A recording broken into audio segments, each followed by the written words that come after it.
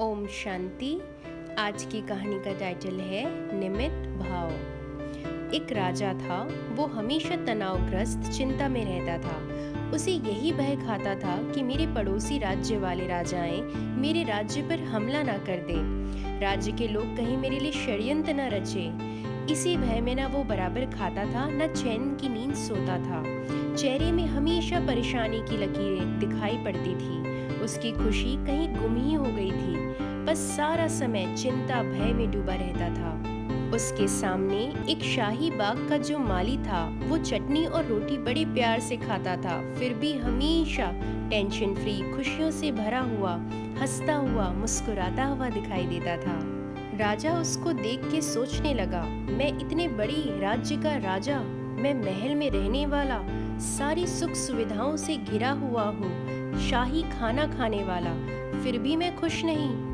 ये पेड़ पौधों की देखभाल का कार्य करता है और मैं भी राज्य और प्रजा की देखभाल करता हूँ। इसके ऊपर भी काम करने की जिम्मेदारी है और मेरे ऊपर भी काम करने की जिम्मेदारी है। इसके स्तर से इसका काम बड़ा है और मेरे स्तर से मेरा काम बड़ा है, फिर भी ये सदा प्रसन्न और तनाव मुक्त है और मैं हमेशा दुखी और तनावग्रस्त हूँ। आखिर इसका कारण क्या है?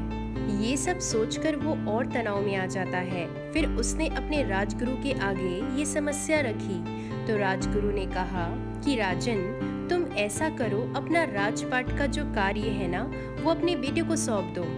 तो राजन ने कहा, गुरुजी, मेरा बेटा सिर्फ 4 वर्ष का ही है, वो कैसे राज्य का कार्य संभालेगा? तो गुरुजी ने कहा, अच्छा ठीक है, तो तुम अपना सारा राज्य और कारोबार मुझे सौंप दो। तो राजा ने कहा, ये तो बहुत अच्छी बात है, अब जरूर संभालो। ये कहते हुए राजन ने अपना सारा राजपाट गुरुजी को दे दिया।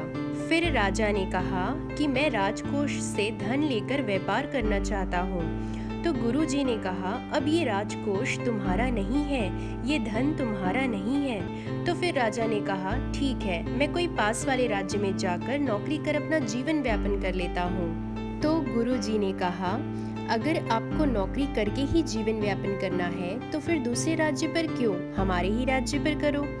आप भले महल में ही रहिए, मैं तो वैसे भी अपने आश्रम में ही रहूंगा।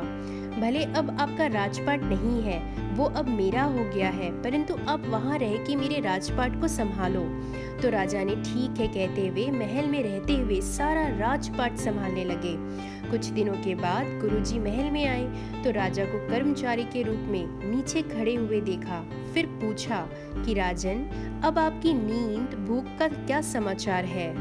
राजन ने कहा, गुरुजी, मुझे अब नींद बहुत अच्छी आती है और मैं खाना भी बड़े आनंद से खाता हूँ। ऐसा अनुभव होता है कि मैं काम और जिम्मेदारी लेते हुए भी निष्फिक्र हूँ।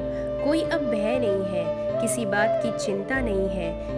जीवन अब मेरा खुशियों से बीत रहा है। तो गुरुजी ने कहा, राजन, सब चीजें पहले जैसे ही है, वही शाही खाना, वही सारी सुख सुविधाएं, वही कार्यभार, वही राज्य की प्रजा, वही है सब कुछ, कुछ भी नहीं बदला, परंतु सिवाय एक चीज के। तो राजन ने पूछा, क्या गुरुजी? पहले आप हर चीज को अपना समझते थे, सारा कार्यभार अपने कंधों पे लेकर आप भारी हो गए थे, इसलिए तनाव और बोझ में जीवन जी रहे थे, और अब आप अपने को निमित्त और कर्तव्य समझकर हर कार्य करने लगे तो आप सब बोझ और भारीपन से मुक्त हो गए। आपके लिए ये बहुत सहज हो गया। ठीक वैसे ही हम भी आज अपने जीवन में कितना तनावग्रस्त, कितना भय और कितना बोझ लेकर चल रहे हैं। निमित्तपन का अर्थ ही है जो भी मैं कर रहा हूँ इसके करण करावनहार भगवान है, मैं तो सिर्फ माध्यम हूँ। ऐसा सोचते ही तुरंत एक हल्केपन का आभास होता है, एक लाइटनेस फील होती है। पर आज हर कार्य का श्रेय मनुष्य स्वयं लेना चाहता है और इसका कारण वो हर वाक्य में एक ही शब्द कहता रहता है, मेरा मेरा मेरा। मेरा काम, मेरा घर, मेरा पति, मेरी पत्नी, मेरे बच्चे, मेरा कारोबार, मेरी सफलता, मेरी उपलब्धि, पूरे समय बस मेरा मेरा। जिस दिन वो ये मेरा मेरा से तेरा तेरा करने लग जाएगा तो वो टेंशन फ्री, तनाव मुक्त हो जाएगा। अब आप इस बात पे विचार करिए, जब आप इस दुनिया में आए थे उसके बाद ही आपको सब कुछ यहाँ मिला। आप पहले से नहीं लाए थे, तो हर चीज आपकी कैसे हुई? मालिक हर चीजों का वो परमात्मा है। हम तो इस दुनिया में मेहमान हैं। जैसे हम अपने शहर से किसी दूसरे शहर जाते हैं तो वहाँ परमानेंट घर नहीं लेते, बल्कि जितने दिन वहाँ रहना है उतने दिन के लिए कोई होटल, कोई गेस्ट हाउस या कोई घर रेंट पे ले लेते हैं। आप वहाँ रहते हैं तो इसका मतलब ये नहीं कि वो प्रॉपर्टी आपकी हो जाए, वो घर आपका हो जाए, ऐसा बिल्कुल नहीं है। ठीक वैसे ही हम भी इस दुनिया के परमानेंट निवासी नहीं हैं। हम यहाँ गेस्ट हैं, मेहमान हैं। यहाँ हर एक सामान, नेचर, सुख सुविधाएं, रिश्ते, धन आपको सुखद जीवन जीने के लिए परमात्मा ने दी है। इसलिए आप सिर्फ निमित्त हैं, एक माध्यम हैं, ट्रस्टी हैं। और जिस दिन से आप अपने हर कार्य को, हर जिम्मेदारी को, हर फायदे नुकसान को, हर एक रिश्तों को, अपने और सारे कार्यभार को, अपने व्यापार को परमात्मा की देन समझकर जीवन जिएंगे तो आप हर बात में बोझ मुक्त हो जाएंगे। क्योंकि अगर आपकी होगी तो उस चीज़ के खोने का, नुकसान होने का हमेशा डर, टेंशन बना रहेगा। अगर वो परमात्मा की है तो वो जाने और उसका काम जाने। कराने वाला करा रहा है, हम बस किए जा रहे हैं।